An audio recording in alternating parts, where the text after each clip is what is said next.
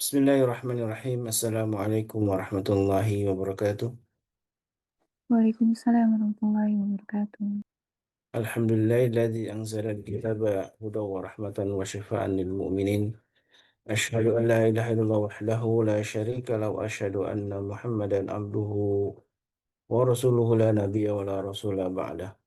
Allahumma salli wa sallim wa karim wa barik ala nabiyyina wa syafi'ina wa maulana wa qudwatina wa imamina Muhammad wa ala alihi wa sahbihi wa man ihtada bi sunnati wa hudahu amma ba'du. Alhamdulillah wa syukurillah jamaah majlis keluarga Indonesia yang dimuliakan Allah. Mari kita sama-sama panjatkan puja dan puji serta rasa syukur kita kepada Allah Tabaraka wa Ta'ala yang begitu banyak telah memberikan kita kenikmatan, nikmat yang paling utama tentu iman dan Islam. Jadi nikmat yang paling agung yang harus kita syukuri. Dengan nikmat itulah Alhamdulillah kita di pagi ini masih istiqamah hadir dalam majlis ilmu. Sebuah majlis yang disebutkan oleh Nabi kita baginda Rasulullah menjadi jalan menuju surga. Rasulullah pernah bersabda, "Man salaka tariqan yaltamisu fihi ilman, sahalallahu bi tariqan ilal jannah." Barang siapa yang menuntut ilmu syariat, maka Allah akan mudahkan baginya jalan menuju surga. Kemudian kitalah termasuk orang yang Allah mudahkan jalan menuju surga dan ketika iman dan Islam menjadi eh, pondasi kita, maka insya Allah di 10 terakhir, 10 pertama di bulan Zulhijjah ini menjadi momentum yang istimewa yang kita manfaatkan untuk beribadah dan beramal soleh.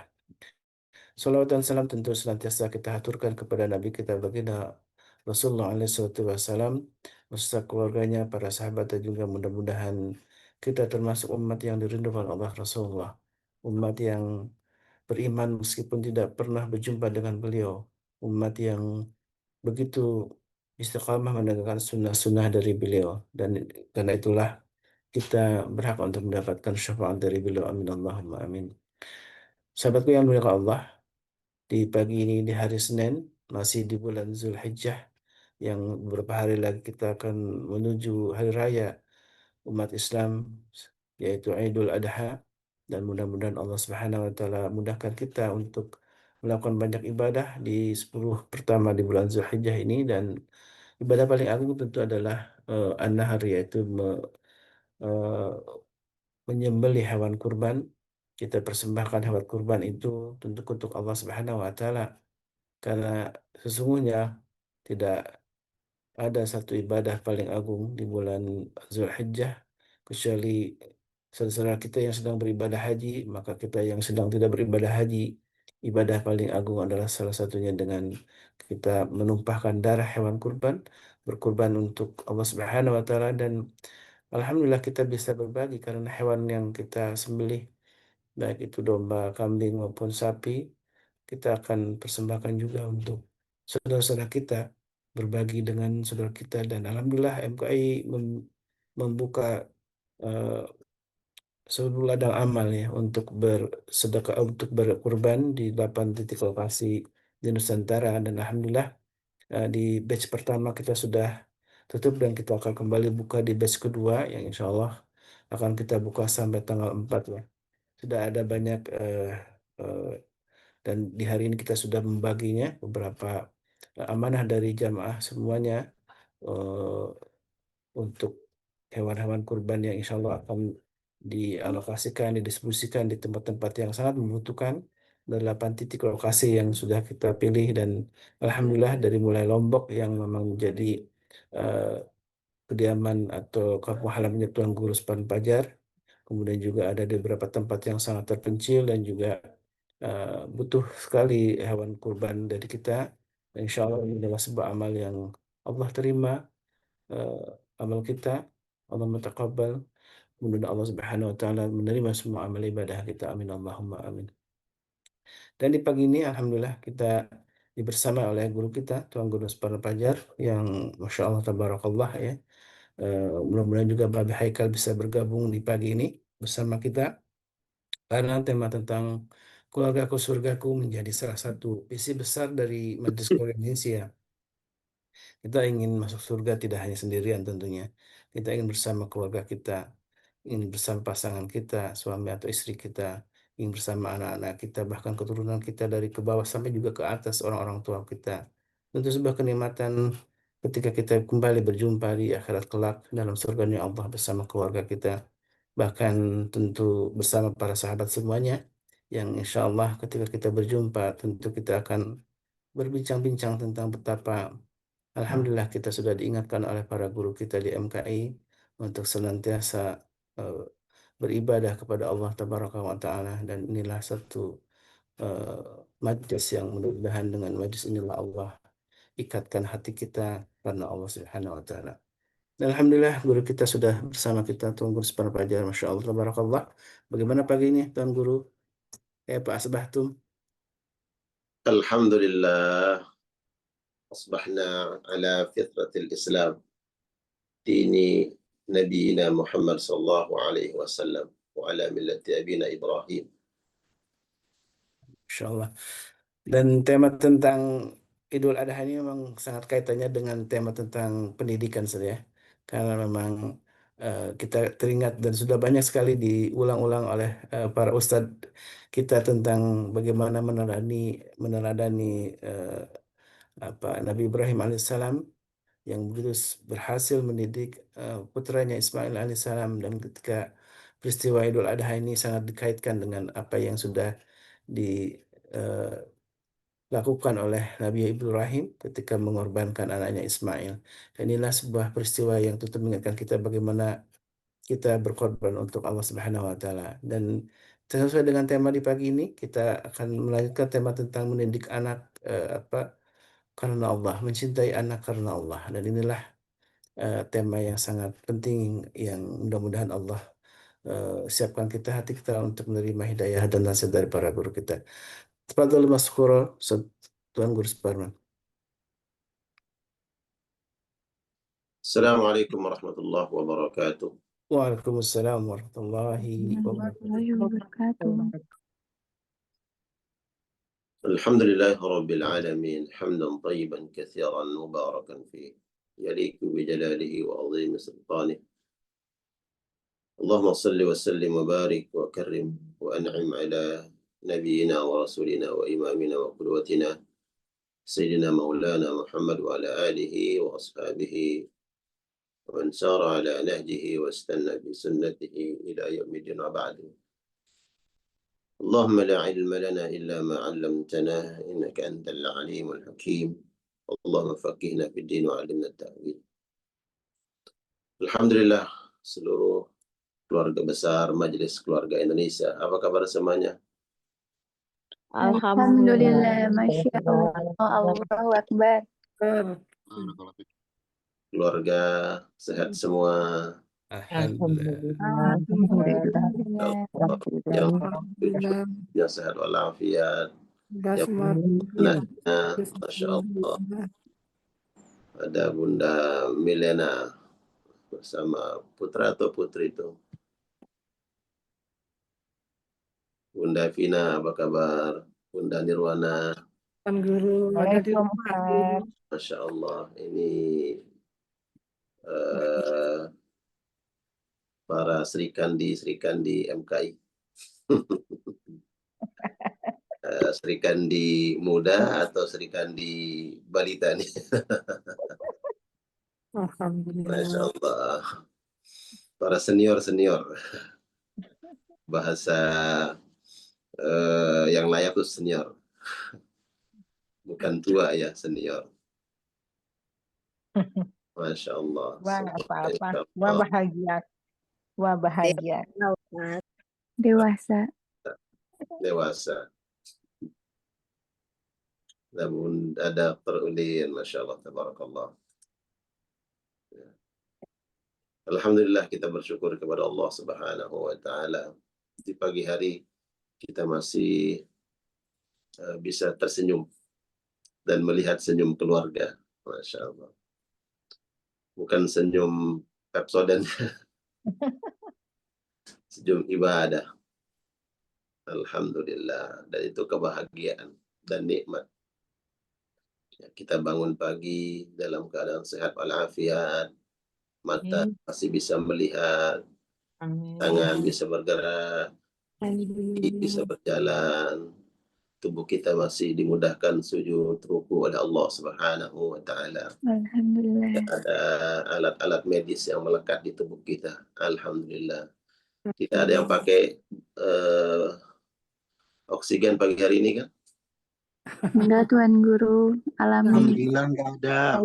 Sehat kita semuanya, Tuan Guru. Insya Allah. Oksigen bebas. Menghirup udara ya pagi, long, alhamdulillah. Ya, Masya Allah. pun hutang sana sini udah lupakan aja. Nggak ada, insya Allah. Majelis ini nggak ada yang punya hutang. Kecuali hutang sama Allah. Sama Allah itu adalah kita membayar nikmat-nikmat yang Allah berikan kepada kita. Untuk ini bentuk kesyukuran kita kepada Allah Subhanahu wa taala, dan selawat salam kita sampaikan kepada kedua hasanah kita baginda Nabi Muhammad sallallahu alaihi wasallam, manusia yang paling disegani baik oleh kawan ataupun lawan. Sosok manusia yang penuh cinta kepada keluarganya, kakek yang menyayangi, mencintai cucu beliau Hasan dan Husain, seorang ayah yang hatinya dipenuhi dengan kasih sayang untuk anak-anak beliau, di antaranya putri beliau Fatimah radhiyallahu taala anha, seorang mertua Masya Allah yang mengayomi seluruh mantunya. Di situ ada Abu Bakar mantu beliau, Ali bin Abi Thalib mantu beliau, ada Utsman bin Affan mantu beliau, dan beliau sosok mertua yang juga sangat dekat dengan mertua, berarti dengan beliau punya mantu siapa? Ali bin Abi Thalib, kemudian Utsman bin Affan, dan beliau sebagai menantu dan memiliki mertua. Mertua juga menjadi sahabat beliau, yaitu Abu Bakar As-Siddiq dan Umar ibn al-Khattab radhiyallahu taala anhum jami'an. Manusia yang penuh kasih sayang oleh baginda Rasulullah sallallahu alaihi wasallam. Laqad ja'akum rasulun min anfusikum azizun 'alaihi ma 'anittum harisun 'alaikum bil mu'minina raufur rahim. Itulah karakter dan sifat baginda Nabi Muhammad sallallahu alaihi wasallam. Baik, tema pagi hari ini kan kaitannya dengan keluargaku adalah surgaku. Masya Allah. Maka tentu kita semua harus membangun komitmen, dan bila mana komitmen ini sudah kita bangun harus dijaga, dirawat, ya, jangan sampai luntur semangat dan komitmen itu ingin membawa keluarga kita, ya, istri, anak-anak, cucu, orang tua ke atas, kakek buyut ke bawah, cucu cicit dan seterusnya. Insya Allah semua kita upayakan hidup bersama nanti di surganya Allah Subhanahu wa taala. Amin ya rabbal alamin. Amin ya rabbal alamin. Amin ya Allah ya rabbal alamin. Allah tabarakallah. Ada satu hal yang memang kita sadari bersama, bahwa kualitas waktu, ya, kualitas waktu kebersamaan kita dengan keluarga, apakah itu istri dan anak-anak yang selalu bersama kita di bawah naungan atap yang sama, ya, di bawah plafon yang sama, ya kan, di tempat kamar mandi yang sama.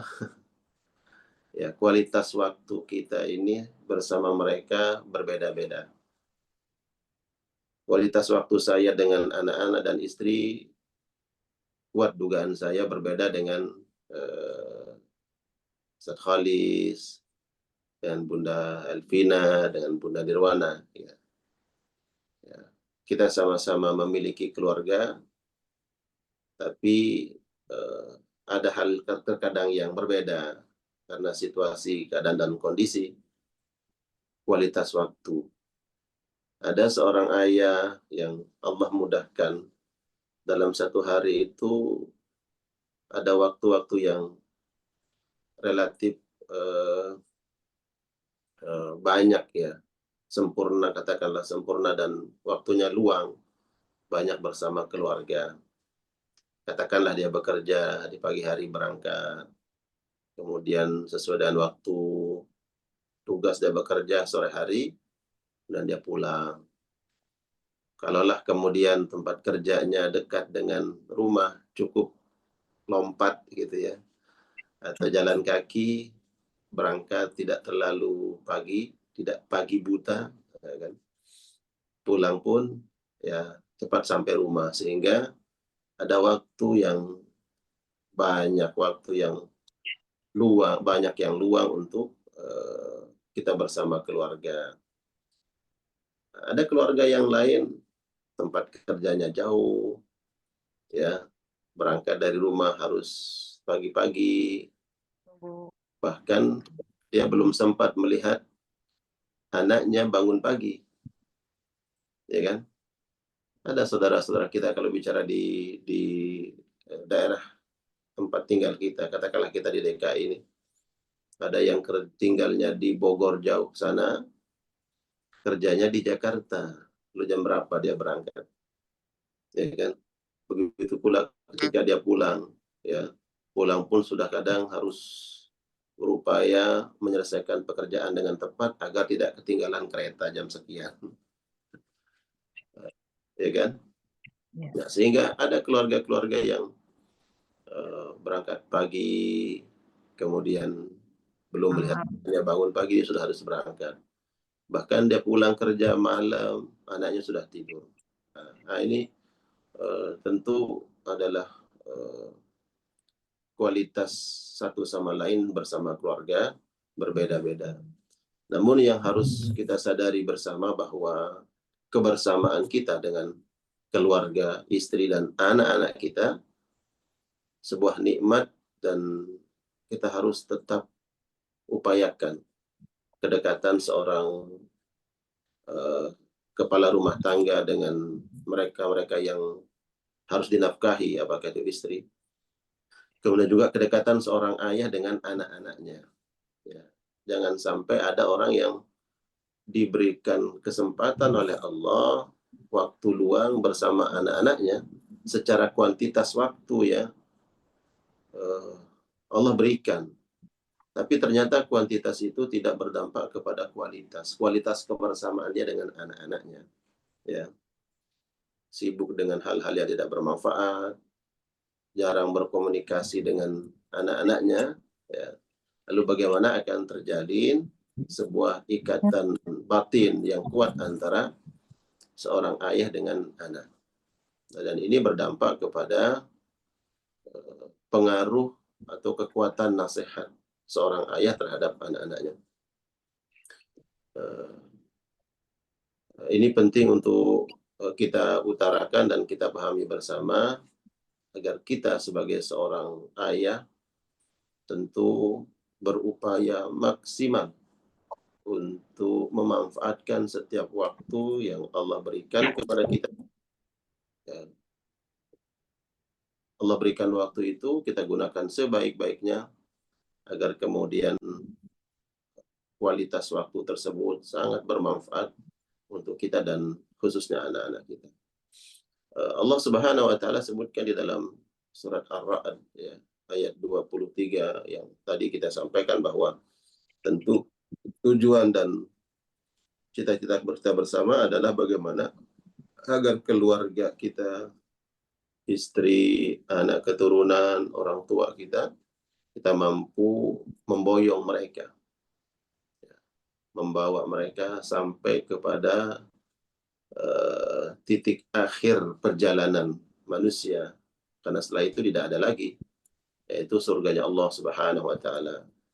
Bila sampai kepada titik akhir perjalanan manusia, kembali kepada tempat di mana dulu nenek moyang kita, itu Adam alaihissalam dan ibunda Hawa ditempatkan oleh Allah. Nah, disitulah alamat kita yang sesungguhnya, tempat tinggal kita yang sebenar-benarnya, abadi selama-lamanya, tinggal di situ bersama anak cucu kita. Nah, Allah sebutkan di dalam Al-Qur'anul Karim surat Ar-Ra'd ayat 23 ya. Saya ingin coba ada yang bisa baca ya. Dari jannatu adni yadkhulunaha. Silakan tolong dibaca siapa di antara jamaah yang mau baca kemudian baca terjemahnya. Silakan, ada yang ingin membaca surat Silakan Ar-Ra'd? dipandu sebentar Ustaz Khalis. Ya. Surat Ar-Ra'd ya, surat petir yang di ayat 23. Silakan, sudah ada dibuka ininya.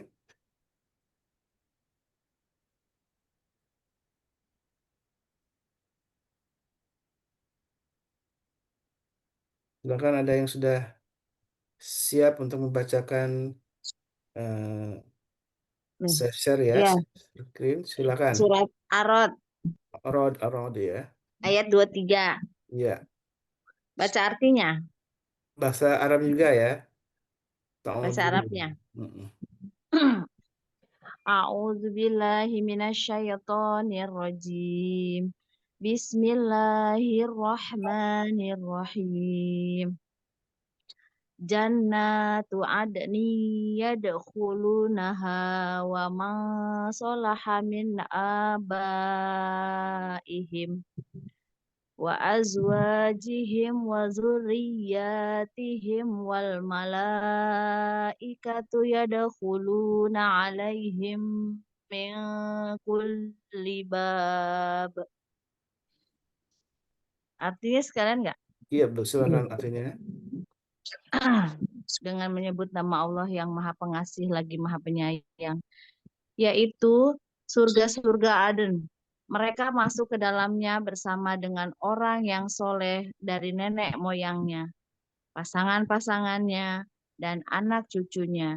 Sedang para malaikat masuk ke tempat-tempat mereka dari semua pintu. Maha benar Allah dengan segala firman-Nya. Baik. Bisa lanjutkan satu ayat lagi di ayat 24. Nah, ini menarik juga nih. Salamun alaikum bima sobaratum fani'ma uqbadar. Sambil mengucapkan selamat sejahtera atasmu karena kesabaranmu. Maka alangkah nikmatnya tempat kesudahan itu. Masya Allah. Kasih Bunda ya. Nah, surat Ar-Ra'd ayat 23. Tentu ini adalah hadap kita bersama. Hadap itu adalah tujuan kita, sesuatu yang ingin kita raih, cita-cita kita bersama, dan menjadi obsesi tertinggi lah orang-orang beriman, yaitu membawa keluarganya masuk ke dalam surga Allah Subhanahu wa taala. Jannatu adli yadkhulunaha wa man salaha min abaihim wa azwajihim wa dzurriyyatihim. Ada surga di akhirat nanti yang Allah siapkan untuk orang-orang yang saleh dan orang tua mereka juga memiliki sifat dan karakter orang-orang saleh. Begitu juga pasangan-pasangan mereka, azwajihim, pasangan-pasangan mereka didik, mereka tarbiyah ya, menjadi pribadi-pribadi yang dekat dengan Allah Subhanahu wa taala. Begitu juga dengan anak keturunan yang sudah dipersiapkan, memiliki karakter, tumbuh menjadi pribadi-pribadi yang saleh, yang taat kepada Allah. Maka 3 generasi ini ya dijanjikan oleh Allah Subhanahu wa taala kelak bersatu, bertemu, bersua di dalam surga Allah Subhanahu wa taala. Tapi dengan syarat mereka ini memiliki karakter yang sama, yaitu orang-orang yang saleh. Keturunan kita dan diri kita serta kakek buyut kita. Maka inilah kemudian yang perlu kita kemudian upayakan, ikhtiarkan agar terrealisasi cita-cita tertinggi masuk ke dalam surga Allah bersama keluarga besar kita.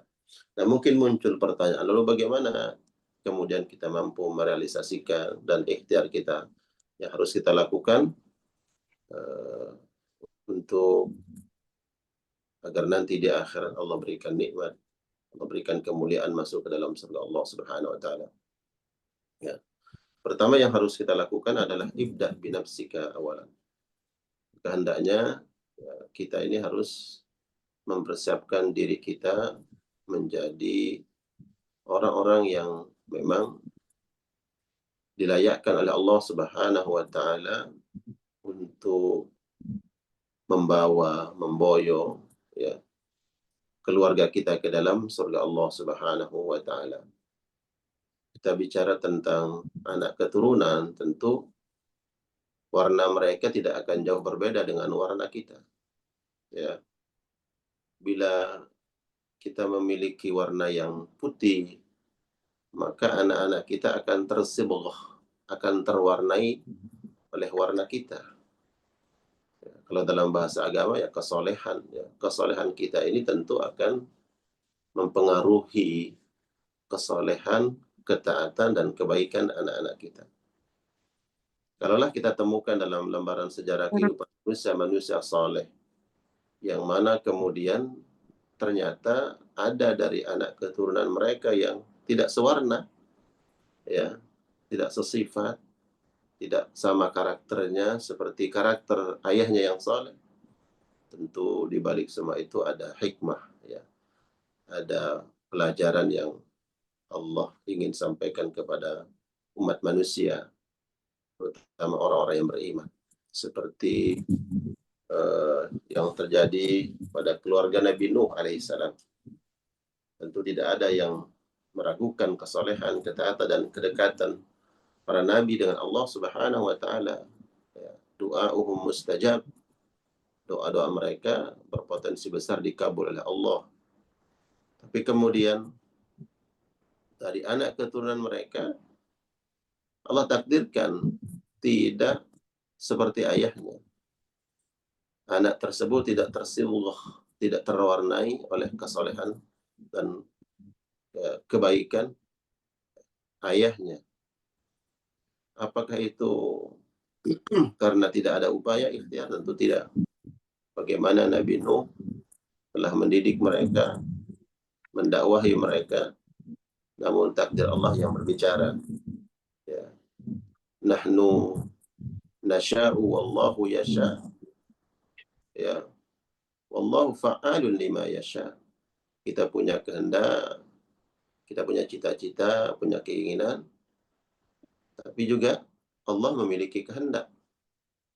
Maka yang akan terrealisasi adalah kehendak Allah Subhanahu wa taala. Di situ hikmahnya bahwa walaupun Nabi Nuh seorang nabi pilihan, ya, bahkan salah satu nabi ulul azmi, tapi ternyata putra beliau tidak tersibghah, tidak terwarnai, ya, tidak mengikuti hidayah, petunjuk agama tauhid yang dibawa oleh ayahnya.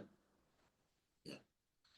Hal demikian tidak boleh menjadi hujah bagi kita, ya, kemudian berbicara tentang takdir. Ya udah, kalau takdir anak saya menjadi orang baik, ya itu haknya Allah, takdirnya Allah. Ya. Kalau menjadi orang soleh, ya nanti Allah yang membentuk dia menjadi orang yang soleh. Ya.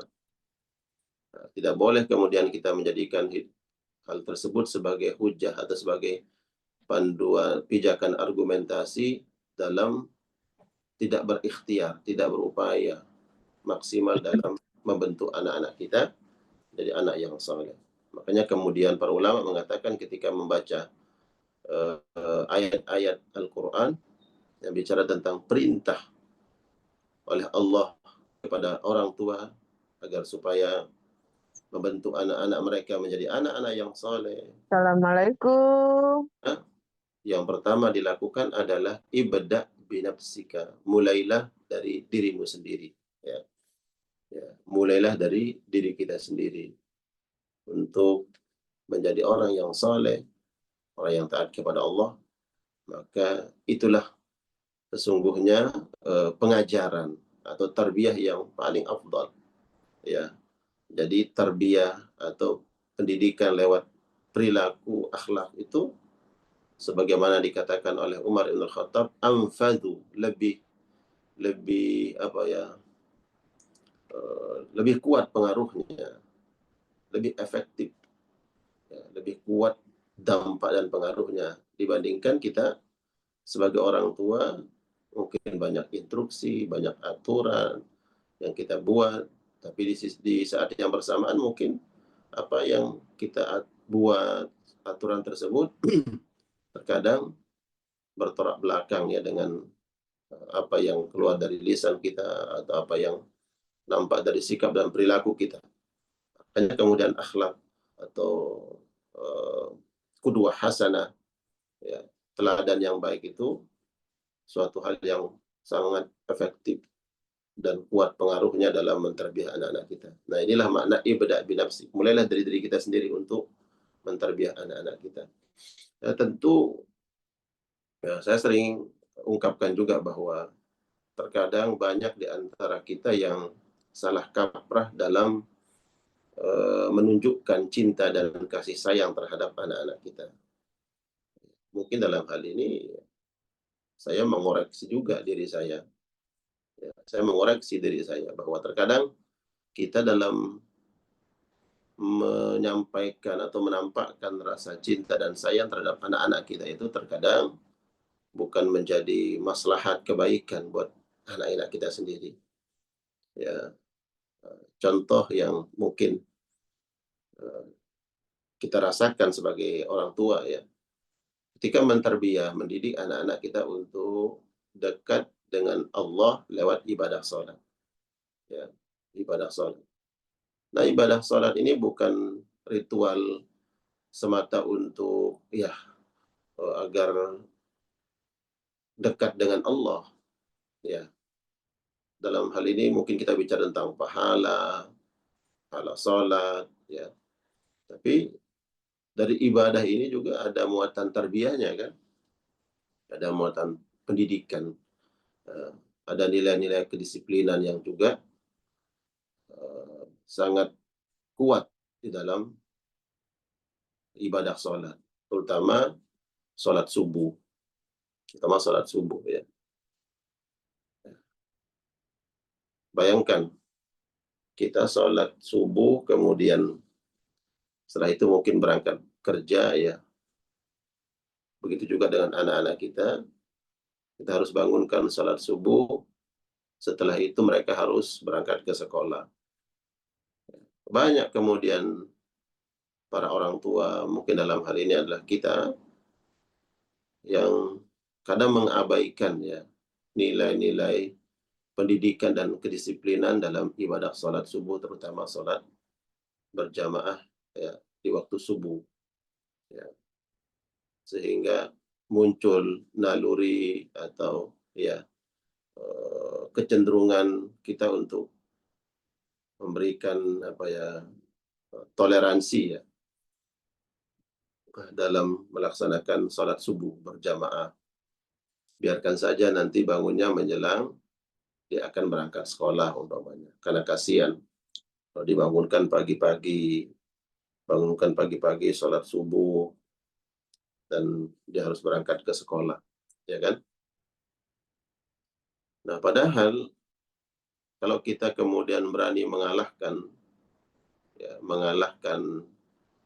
perasaan tadi, perasaan cinta atau sayang yang kadang berdampak pada kurangnya disiplin anak-anak kita, kalau kita berani mengalahkan perasaan itu, maka disinilah kemudian ada nilai-nilai kedisiplinan itu akan semakin kuat pada anak-anak kita dan menyadari keutamaan ibadah, terutama ibadah salat subuh. Ya. Maka para bunda sekalian, ya, kalau kita ingin mengatur waktu untuk anak-anak kita bangun pagi, maka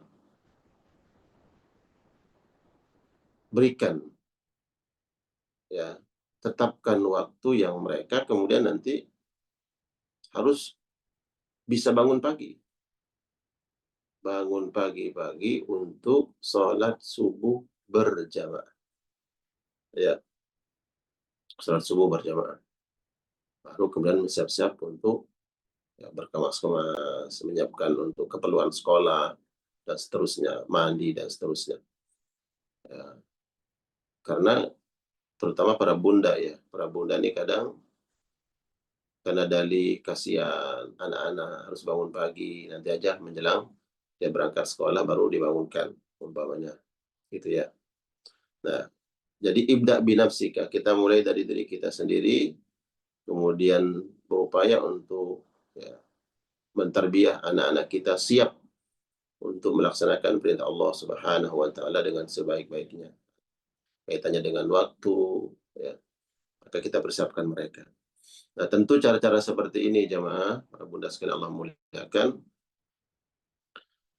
yang kita upayakan agar tujuan agar kelak di akhirat kita bisa bersama, bersatu, ya, dengan keluarga masuk ke dalam surga Jannatul Adan bersama anak keturunan. Insya Allah itu bagian dari upaya dan ikhtiar kita.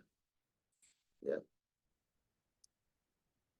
Mentarbiyah dan mendidik anak-anak kita tentu sebuah upaya untuk kita menanam saham terbaik, ya, sehingga saham yang kita sudah tanam, yang sudah kita persiapkan, ini akan kita peroleh, kita dapatkan nanti keuntungannya. Dan keuntungan ini bukan hanya di dunia, ya, akan kita dapatkan sampai di akhirat. Jangan bayangkan keuntungan itu ya, bersifat materi. Ya. Ya, tentu bila keuntungan bersifat materi dengan non materi itu bagi orang-orang beriman jauh lebih berharga. Yang non materi, kesolehan seorang anak menjadi qurratu a'yun. Qurratu a'yun, penyejuk mata, ya kan? Akhlaknya baik, sikapnya, kemudian perhatiannya terhadap orang tua, ya. Tentu itu adalah keuntungan, kenikmatan, ya, hasil dari tarbiyah yang sudah kita lakukan. Ya. Jadi jemaah sekalian Allah muliakan, didikan kita, tarbiyah yang kita lakukan untuk anak-anak kita ini adalah kita sedang menanam modal. Ya. Kita ingin berbisnis dengan Allah Subhanahu wa taala, kita tanam modal lewat ikhtiar, upaya berlelah-lelahnya kita mendidik anak-anak kita. Dan itu yang disampaikan oleh Nabi Shallallahu Alaihi Wasallam dalam sebuah hadis. Ya. Inna awladakum min atyabi kasbikum. Sesungguhnya anak-anak kalian yang kalian didik dengan didikan atau tarbiyah yang baik adalah sebaik-baik investasi kalian. Ya. Harta terbaik yang kalian miliki adalah anak-anak yang kalian didik dengan akhlak yang karimah, akhlak yang mulia. Ya, tadi kita bicara jangankan di dunia pasti dapat. Ya, bahkan materi non materinya dapat di dunia, terlebih di akhirat. Ya kan? Allahu alam, kita nggak tahu kualitas surga kita nanti di akhirat. Mungkin anak-anak cucu kita yang kan kemudian menggandeng kita, ya, membawa dan menuntun orang tuanya masuk ke dalam surga yang lebih tinggi kualitasnya. Ya. Insya Allah. Semoga doa-doa kita dikabulkan Ustaz Khalis. Ya, Bunda Nirwana, Bunda Evi, doa-doa dikabulkan oleh Allah. Kalaulah kualitas atau level surga kita ini masih lebih rendah, ternyata anak kita yang lebih tinggi level surganya. Kenapa? Karena zaman kita dulu masih ketika sekolah belum ada tempat tahfiz Al-Quran, belum banyak surau-surau tempat menghafal, sehingga kita tumbuh ya dewasa menjadi orang tua, bahkan menjadi kakek nenek, ditanya berapa hafalan, banyak, ya, surat apa aja, wallah, minimal sama hafal 3 surat, keren, saya pikir surat Al-Imran, Al-Baqarah gitu. Surat apa? Al-Ikhlas, Al-Falaq, An-Nas. Tapi anak-anak kita hari ini, ya, subhanallah, tidak lagi bicara surat, berapa juz. Nah, betul nggak? Cucunya Bundo Nirwana, ya kan, udah berapa juz. Di pesantren-pesantren yang subhanallah, metode dan sistem pendidikannya bagus, sehingga subhanallah baru kelas SMP sudah berapa juz. Kalau kita dulu SMP main surat-suratan, ya, surat-suratan, ya. Mana nih yang main surat-suratan dulu? Main pakai kirim-kiriman lagi. Anak cucu hari ini suratnya apa? Surat Al-Imran, surat Al-Baqarah, ya kan? Gitu. Jadi karena ya kedekatan mereka dengan Allah, kemudian interaksi dengan Al-Quran itu lebih baik ya dibandingkan dengan kita, maka mudah-mudahan nanti itu anak-anak kita lah yang akan mensyafaat kita semua masuk ke dalam surganya Allah Subhanahu wa Ta'ala. Yang paling utama tentu kita yang diperintahkan oleh Allah, boyong, bawa, saya ingin katakan menggiring. Ya. Giring itu kan kadang konotasinya jelek. Giring semuanya ke dalam surga. Nah, maka kemudian jangan pernah lelah, ya kan? Jangan pernah lelah untuk mentarbiah mendidik anak-anak kita. Inna auladakum min atyabi kasbikum. Ya. Anak-anak kalian adalah investasi terbaik kalian di dunia wal akhirah, di dunia ataupun di akhirat. Ya. Anak-anak yang saleh itu di dunia tentu dia faham bagaimana berbuat birrul walidain, berbuat baik kepada kedua orang tua, berbuat baik dengan sikap, perbuatan, bahkan berbuat baik melalui materi. Ya, orang tuanya nggak perlu banyak bicara. Oh, ternyata anaknya yang paham, ya kan? Anaknya yang mengerti, ya, sensitif terhadap kebutuhan orang tuanya. Nah, orang tua tuh kadang nggak mau meminta sesuatu, pun dalam keadaan saya membutuhkan. Tapi anak-anak lah yang harus memahami itu. Ya. Maka anak-anak yang soleh yang dia terbiah dengan baik tentu akan mengetahui ya, perkara-perkara tersebut, kewajiban kepada Allah, kemudian hak-hak orang tua yang harus ditunaikan. Wasainal insana biwalidayhi husna. Allah mereka tahu bahwa Allah telah mewasiatkan kepada mereka untuk berbuat ihsan. Kemudian Syekh Al-Utsaimin pernah mengatakan bahwa inna barakata salahil aba an yuslihallahu al-abna atau yahfazallahu al-abna. Maka upayakanlah diri kita menjadi orang tua yang saleh, yang baik, karena itu ikhtiar terbaik agar Allah Subhanahu wa Ta'ala ya, menjaga anak-anak kita, menjaga baik secara fisiknya, kehidupannya, ataupun menjaga yang terkait dengan keselamatan akidah dan agama mereka. Ya. Jadi berupaya kita menjadi orang yang saleh, salehah, maka insya Allah Allah akan turun tangan dalam membentuk anak-anak keturunan kita menjadi anak keturunan yang saleh dan salehah. Ya. Lalu tadi saya menyinggung ya kaitannya dengan waktu. Makanya kemudian ya waktu yang kita miliki hendaknya waktu yang berkualitas bersama keluarga. Ya. Ya. Kalaulah kita punya kesibukan di luar, ya, bekerja atau ikut organisasi kelompok apapun, ya tentu semua itu tidak boleh mengalahkan kualitas bersama anak-anak kita. Apalagi kemudian ya mereka kita ajak bersama dalam grup-grup kebaikan, dalam jamaah-jamaah yang mengusung amal-amal saleh, tentu itu lebih baik. Ya, jadi kualitas bersama keluarga itu harus tetap dijaga.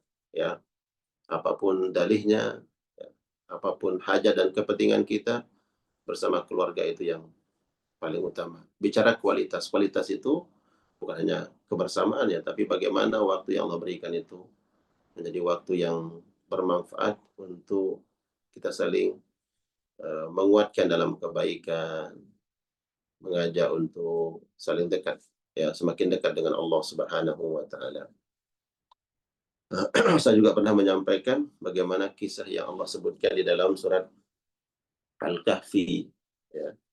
Di dalam surat Al-Kahfi ayat 82, Allah ya mengukir kisah Nabi Musa alaihissalam bersama Nabi Khidir, yang beliau Nabi Musa diberikan pelajaran, ya, diajarkan hikmah oleh Nabi Khidir alaihissalam ketika beliau berdua, ya, mendapati tembok yang hampir roboh, tembok rumah, ya, yang hampir roboh, ya, tidak tahu siapa pemiliknya, di mana pemiliknya, itu rumah tak berhuni, sudah hampir rusak, tapi kemudian kok tembok itu diperbaiki, ya, direnov oleh Nabi Khidir. Hanya temboknya saja, adapun bagian-bagian yang lain nggak disentuh oleh Nabi Khidir, temboknya doang. Lalu Nabi Musa penasaran, apa gerangan, apa sebab untuk perbaiki tembok itu? Uang tuannya nggak ada, pemiliknya tahu di mana, kita mau minta upah, minta kepada siapa? Terus siapa yang menempati di sini, kan nggak ada manfaatnya kalau diperbaiki cuman bagian temboknya itu saja diperbaiki. Apa alasannya? Barulah kemudian Nabi Khidir menyampaikan kepada Nabi Musa, itu perintah Allah. Karena di bawah tembok itu ada harta karun, ya, harta orang tua yang menempati rumah tersebut. Ahli waris rumah tersebut masih kecil-kecil. Ya, mereka belum balik tinggal di kota. Sedangkan orang tuanya, sang pemilik rumah, ayah dan ibunya sudah meninggal dunia. Mereka sudah meninggal dunia, meninggalkan dua anak yatim yang tinggal di kota, diasuh, dirawat di kota. Rumah ini di pelosok. Maka diperbaikilah sebagian tembok itu oleh Nabi Khidir, karena di bawah tembok tersebut ada harta peninggalan sang pemilik rumah yang nanti kemudian akan diwariskan, ya, kepada anak-anaknya yang masih hidup, yang masih kecil tinggal di kota, agar tidak dicuri orang, ya. Maka kemudian diperbaiki tembok itu. Para ulama yang mengomentari kisah ini bahwa orang tua yang soleh, yang Allah katakan wa kana abuhuma salihah, kedua orang tua anak yatim itu yang sudah meninggal, orang tuanya adalah orang tua yang saleh. Maka atas dasar kesalehan dan kedekatan dia dengan Allah, maka Allah jaga harta anak yatim tersebut agar tidak dicuri, tidak dirampas, tidak diambil orang lain. Sehingga nanti bila mana kedua anak yatim tersebut tumbuh dewasa, sudah akil balik, barulah kemudian sesuai dengan, ya, skenario-nya Allah, anak tersebut akan tahu bahwa di bawah tembok tersebut ada harta peninggalan kedua orang tua. Harta mereka dijaga oleh Allah karena sebab kesalehan orang tuanya. Jadi agar anak kita dibentuk, dibimbing, ditarbiyah, dididik oleh Allah, ya, Allah berikan kemudahan kepada anak-anak kita menjadi anak yang saleh dan salehah, maka upayanya adalah ya, bentuk diri kita menjadi orang tua yang saleh.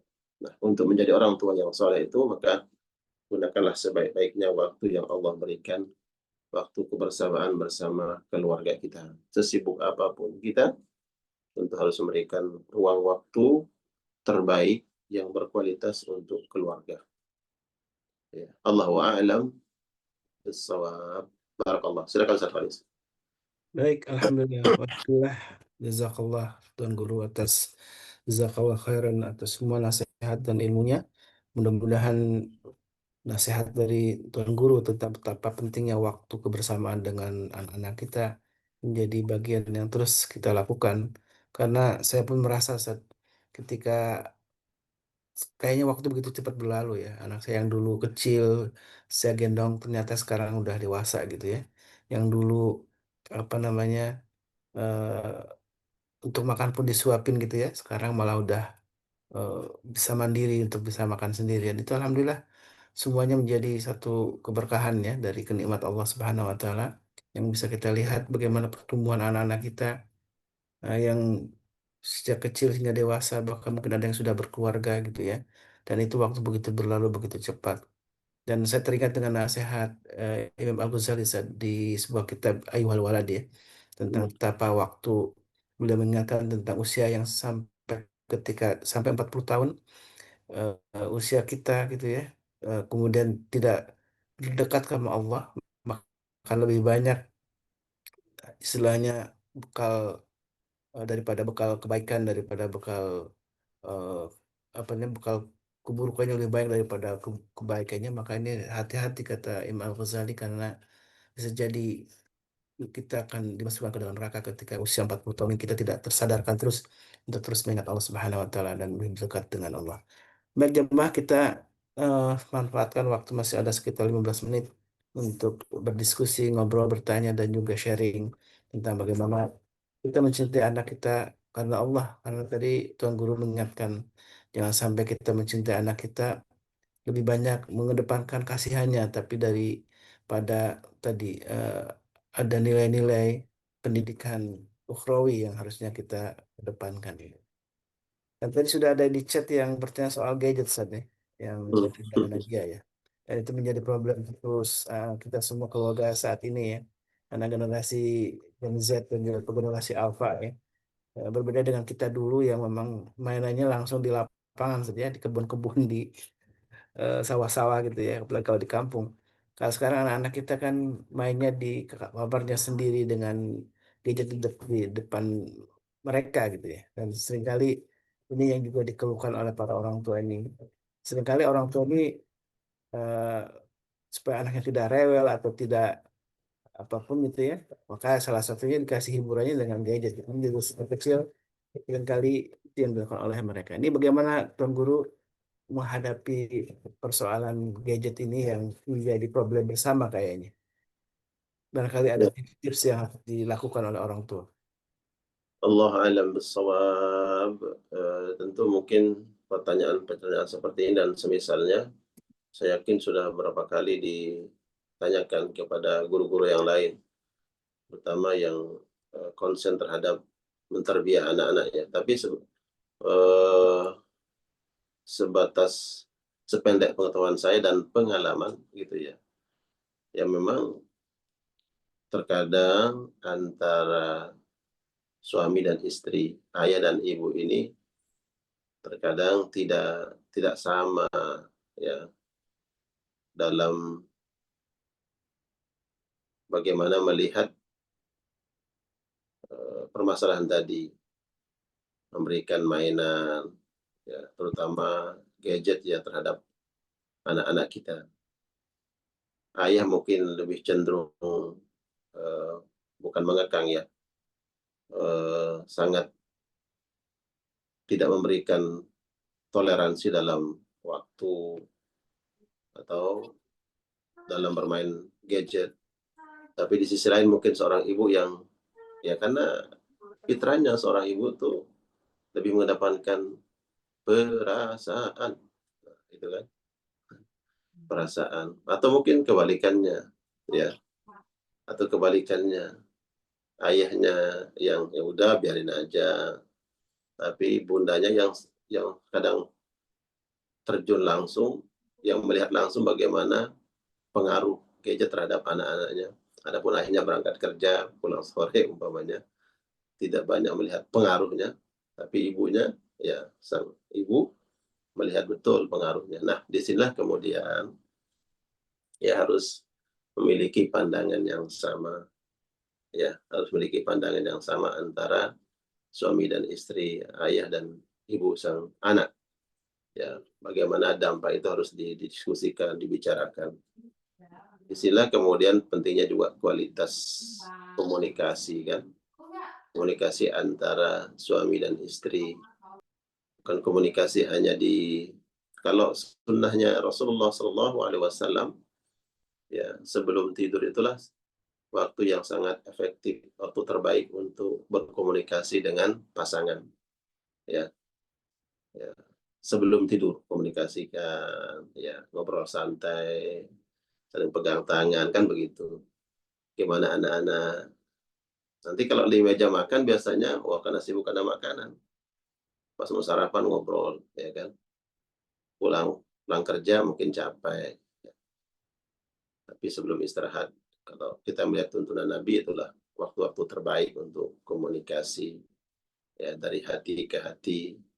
Ya, wa ma uridu ilal islah. Yang terpenting, bangunlah semua itu dasari karena ingin kebaikan.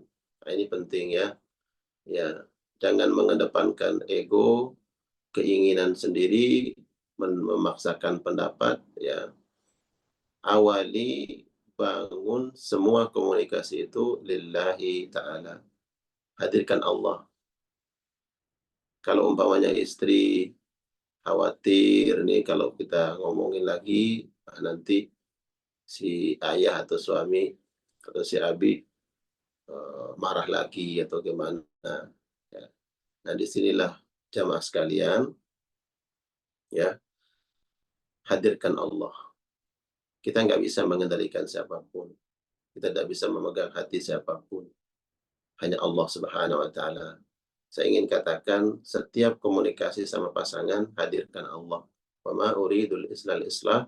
Yang kita inginkan adalah kebaikan semata-mata karena Allah. Hadirkan Allah. Ya, Bismillah.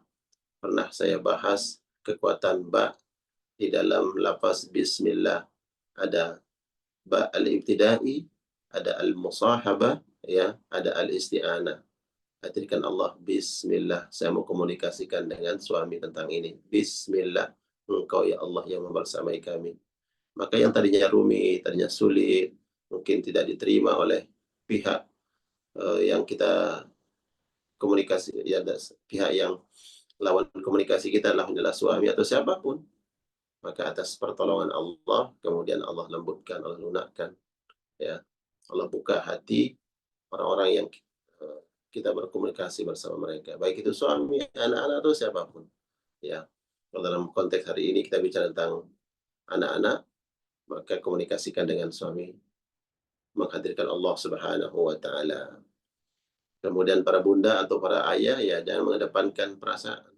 Ya, kadang kalau perasaan ini kita lepas, kita biarkan, ya, perasaan ya hawa, kalau dalam bahasa agama hawa nafsu. Hawa nafsu ini kan ada kecenderungan negatif, ada yang positif. Hawa nafsu, keinginan untuk berbuat baik, itu juga hawa.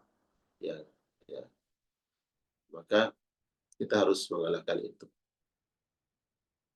Allah alam bisawab, ya. Barakallah, mungkin nanti guru-guru yang lain juga lebih Iya. tepat memberikan arahan-arahan, ya, sesuai dengan pengalaman masing-masing. Ya. Memang hampir susah ya, Sad, ya, ketika kita punya anak yang di era sekarang ini, yang era digital ini, sama sekali dilepaskan dari gadget ya. Hmm. Karena saya pun lihat anak saya kan teman-temannya begitu. Apalagi mereka kebanyakan sudah punya handphone gitu. Walaupun saya sudah tidak boleh di usia SD ini punya handphone, dan untuk apa gitu kan. Hanya boleh minjam ke ayahnya atau ibunya. Hmm. Dan tentu kalau saya hanya membatasi di waktu aja saya. Ya.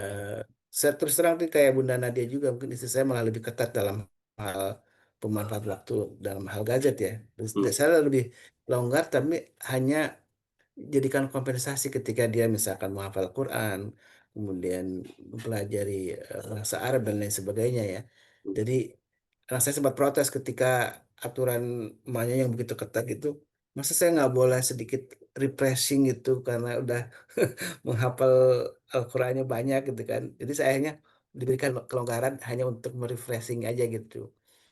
Tapi ya tentu ini masing-masing, tadi kata Tuan Guru, memang kita hanya bisa berdoa kepada Allah. Mudah-mudahan hati anak kita sama-sama diberi pencerahan ya, diberi kesadaran tentang memanfaatkan waktu sebaik mungkin. Karena waktu tadi yang kata Ya. apa namanya, siapa tadi, Kak Soeb ya, seperti pedang gitu ya. Kalau kita tidak bisa menemukan dengan baik, maka pedang itu yang akan melukai kita.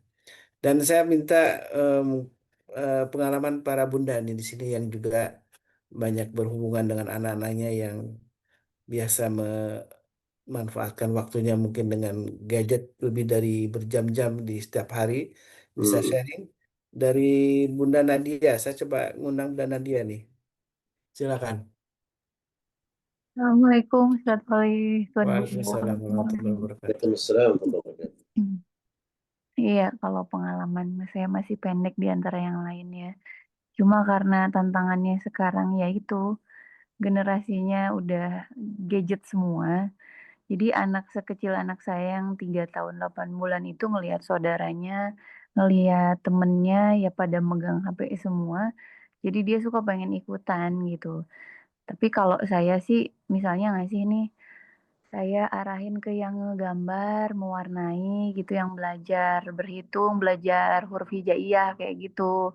Tapi kalau suami saya kan mau apa aja dikasih gitu, pengen lihat YouTube, pengen lihat tontonan-tontonan yang kadang muncul kan dari tantangan orang Yahudi kan yang muncul di YouTube itu kita udah silang-silang, kita udah buang-buang gitu, tapi masih aja masuk gitu iklan-iklan yang nggak bener, yang maaf yang dewasa gitu masih masuk. Nah itu yang bahayanya kalau menurut saya.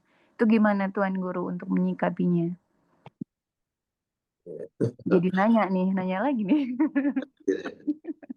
Ya, segini saya singkat aja mengatakan bentuklah anak kita menjadi pejuang sesuai dengan zamannya.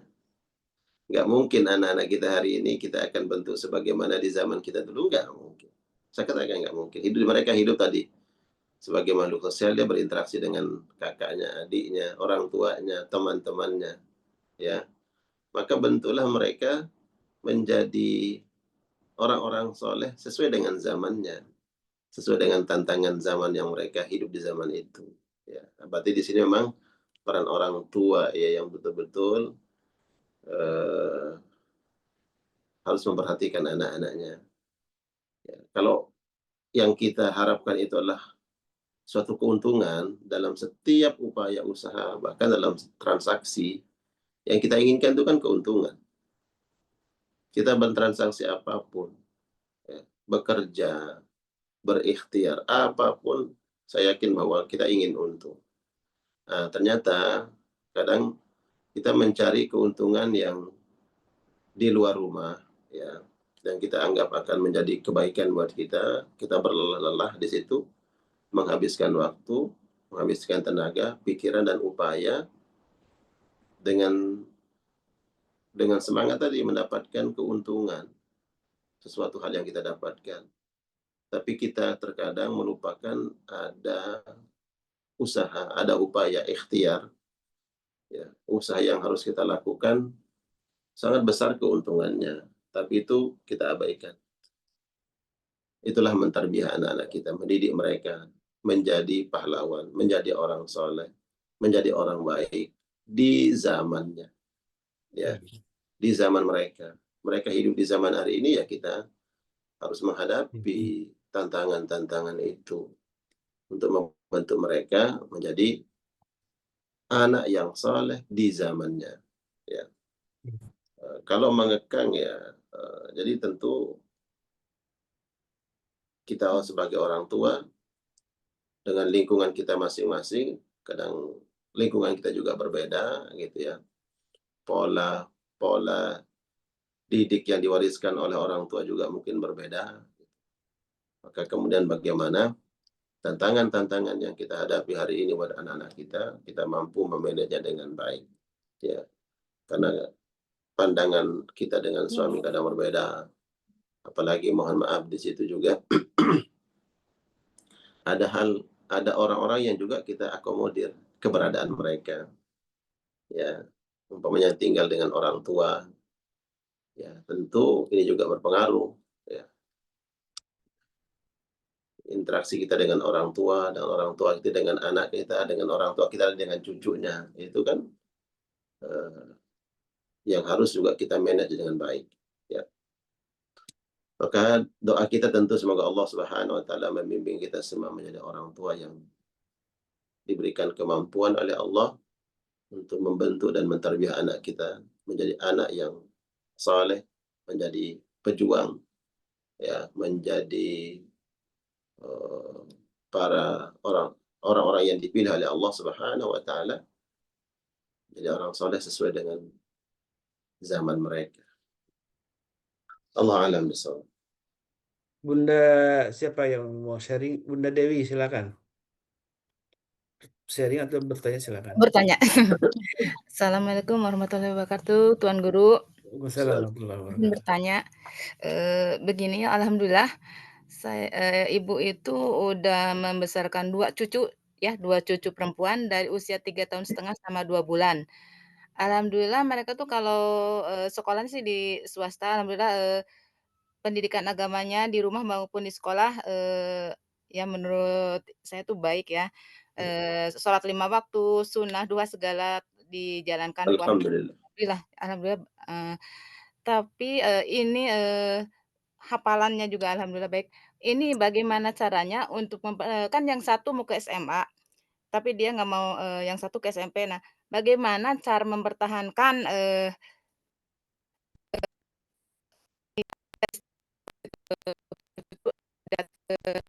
ini teman-temannya yang beda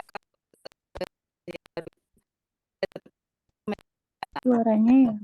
Suaranya tidak ini ada masalah jaringan atau apa ya? Tidak terdengar Bunda Dewi? Putus. Atau di chat dulu aja karena ini suaranya tidak terdengar dan nampaknya mute-nya off on ya. Iya, apaan? Pas mulai pertanyaannya Bunda, pas mau bertanya itu baru terputus-putus. Sebelumnya Iya. lanjut. Iya, ini alhamdulillah tadi disampaikan oleh Bunda Dewi ya. Mungkin pertanyaan bisa di chat Bunda Dewi. Ini karena ini ada trouble di on off-nya nih. Jadi tidak bisa terdengar. Iya. Tadi persoalan belum menyampai kepada persoalannya ya. Tapi tadi ada satu kesyukuran tentang anaknya yang alhamdulillah dari sisi ibadah sudah baik gitu ya. Bunda Dewi Iya. langsung to the point ya. Belum, nggak bisa, bentar. Ya, jelas kan? Udah bisa. Maaf ini kayaknya, error, ini laptopnya.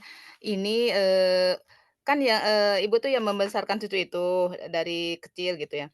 Alhamdulillah istiqomah dalam menjalankan ibadahnya, apapun yang sunnah dia lakukan, alhamdulillah, hafalan juga alhamdulillah. Nah sekarang kan mereka tuh mau memasuki, dunia baru yang lebih homogen karena yang satu ke SMP,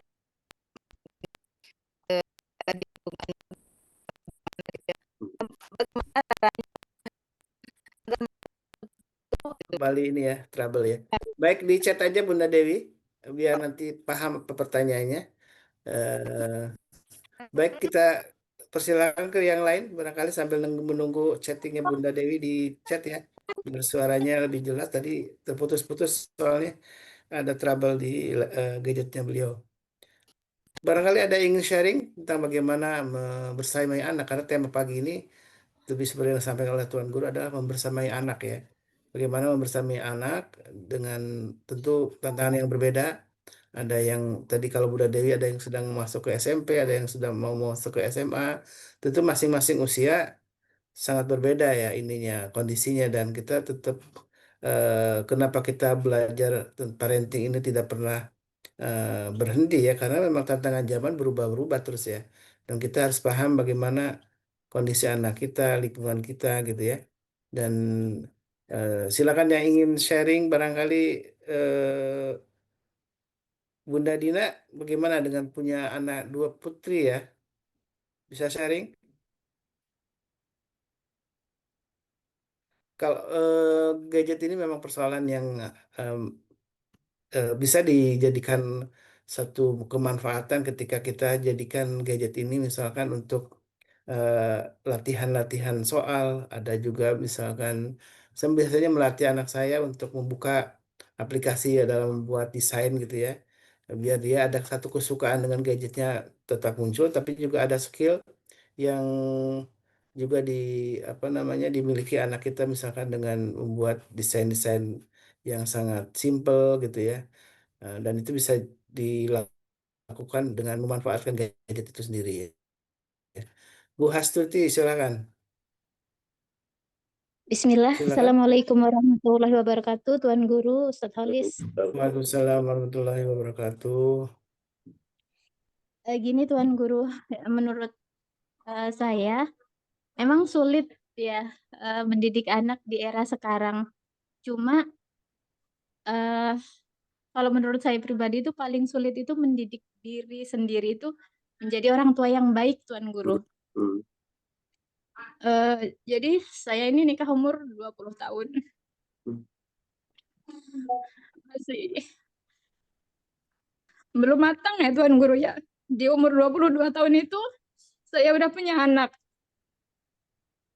Jadi emosional, kematangan juga belum stabil ya Tuan Guru ya. Nah untuk anak pertama itu ya saya banyak dosa lah Tuan Guru ya.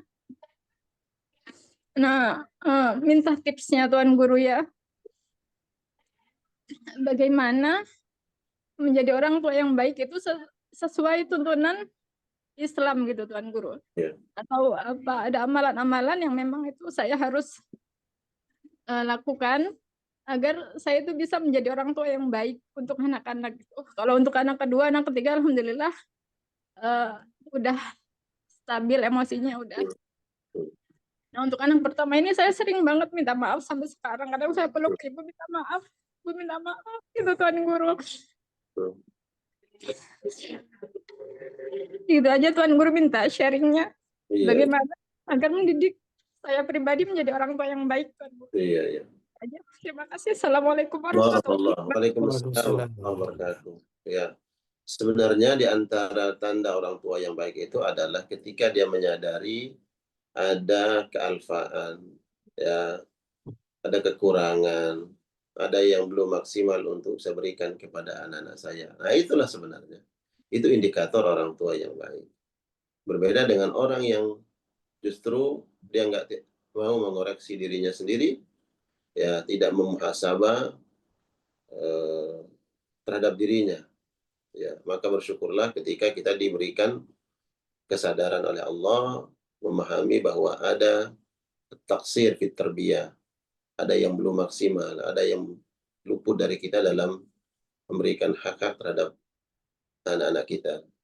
Nah, Bunda Hastuti, justru Allah merubah sesuatu itu bukan atas kemampuan kita, bukan oleh ilmu kita, oleh upaya kita, tapi Allah sendiri yang akan merubahnya. Tapi Allah akan merubah sesuatu itu ingin melihat seperti apa upaya ikhtiar yang dilakukan oleh orang tua. Nah, kalau orang tua ini ada perkara yang dia merasa ada hal yang luput, ada yang terlewatkan, ada yang belum maksimal. Nah, niat seperti itu, ya, di dalam hati ada perasaan yang muncul karena Allah seperti itu, maka insya Allah Allah yang perbaiki apa yang dulu pernah belum sempurna Bunda Hastuti lakukan. Allah yang akan perbaiki itu. Ya. Fa idza azamta fatawakkal 'ala Allah. Bila engkau punya tekad yang kuat untuk melengkapi, menyempurnakan atau ingin melakukan sesuatu hal yang luput dari kita di masa lampau, fatawakkal 'ala Allah, maka bergantunglah kepada Allah. Karena nggak mungkin kita akan balik ke waktu yang sudah berlalu. Maka nanti disitulah Allah akan turun tangan. Allah akan memperbaiki semuanya. Ya, ikhtiar kita tuh mungkin nggak akan berdampak apa-apa, ya, dibandingkan dengan apa yang dikehendaki oleh Allah Subhanahu Wa Taala. Maka dalam hal ini mintalah kepada Allah Subhanahu Wa Taala agar apa yang pernah kita abaikan, yang luput dari kita, tidak maksimal dalam mentarbiyah, minta ampun kepada Allah, beristighfar kepada Allah, kemudian jadilah hari ini menjadi orang yang betul-betul berupaya membentuk diri pribadi menjadi orang tua yang saleh, maka apa-apa yang luput itu Allah yang akan perbaiki, ya. Karena banyak hal yang tidak bisa kita rubah dengan ikhtiar dan upaya kita, tapi ada keajaiban-keajaiban yang hadir lewat doa-doa kita. Di antara doa itu doa istighfar, minta ampun kepada Allah Subhanahu wa taala. Gitu ya. Jadi jangan kemudian itu menjadi beban buat kita, dalam artian beban kemudian kita merasa terhantui oleh dosa-dosa atau kesalahan atau keluputan yang pernah kita lakukan, tapi tetaplah optimis, kita menjadi orang lebih baik, jadi suami, menjadi istri yang lebih taat kepada Allah. Yang sudah berlalu kita serahkan sama Allah, minta Allah yang akan memperbaiki semuanya. Gitu ya. Allah a'lam bissawab. Ya. Baik, alhamdulillah wa syukur Baik, jazakallah. baik Tuan Guru, jazakillah. Amin ya rabbal Iya. alamin. Baik, jamaah yang dimuliakan Allah, qadarullah Ya. Ustaz Dodi tidak bisa gabung di pagi ini karena sedang mempersiapkan mempersiapkan visa ya. Mudah-mudahan Allah mudahkan beliau untuk berangkat ibadah haji, membimbing jamaah di tahun ini ya, karena kemarin masih ada persoalan dan masih diselesaikan sehingga beliau tidak bisa hadir di pagi ini. Dari jadwal sesungguhnya hari ini beliau berangkat dan mudah-mudahan ada pengunduran dan insya Allah mudah-mudahan Allah mudahkan untuk penjadwalan beliau berangkat ibadah haji di tahun ini membimbing para jamaah.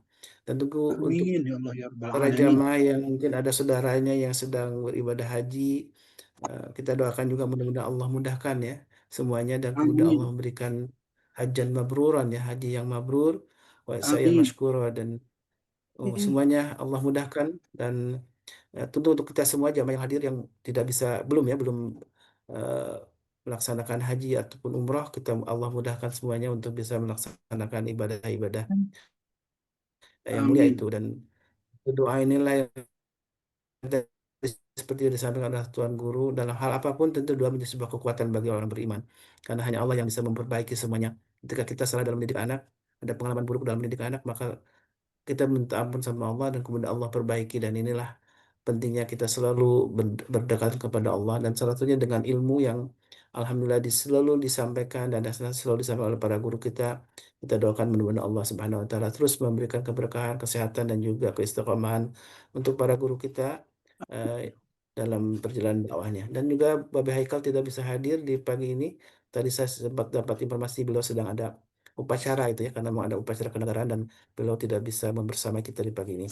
Mudah-mudahan besok masih dibersamai oleh para guru kita, ada Tuan Guru dan juga Babi Haikal. Mudah-mudahan Allah Subhanahu wa taala mudahkan kita terus untuk menuntut ilmu, dan inilah momen terbaik ya yang kita laksanakan di hari di Zulhijjah, hari terbaik kita menuju Idul Adha.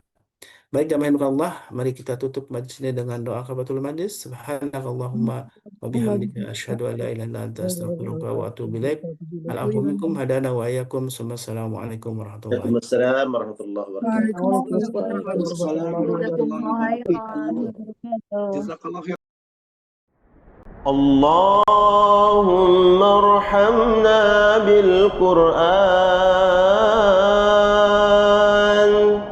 واجعله لنا إماما ونورا وهدى ورحمة. اللهم ذكرنا منه ما نسينا وعلمنا منه ما جهلنا وارزقنا تلاوته آناء الليل وأطراف النهار واجعله لنا حجة يا